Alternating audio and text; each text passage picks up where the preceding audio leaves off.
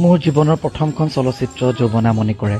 আৰু এই ছবিখনৰ 25 বছৰীয়া বৰ্ষপূৰ্তি অনুষ্ঠান অনুষ্ঠিত হৈছিল আৰু এই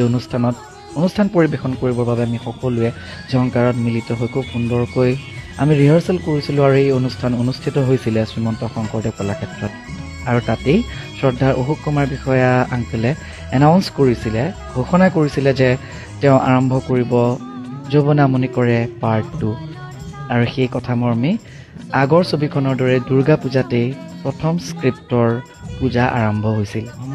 আৰু তাৰ পিছতে পৰ্যায়ক্ৰমে অডিশ্যন স্ক্ৰিপ্টৰ আৰু বহুত কেইটা ড্ৰাফ্ট আৰু স্ক্ৰিপ্ট সম্পূৰ্ণ হৈ ফ্ল'ৰলৈ আহিছিল অৰ্থাৎ শ্বুটিঙৰ পৰ্যায়লৈ আহিছিল যৌৱনা মণিকৰে কমেডি একশ্যন ৰোমান্স ড্ৰামা সকলোৰে পৰিপূৰ্ণ এখন সুন্দৰ পাৰিবাৰিক কথাছবি হৈছে যৌৱনা মণিকৰে অতি সোনকালে আপোনালোকৰ মাজলৈ আহিব যৌৱনা মণিকৰে পাৰ্ট 2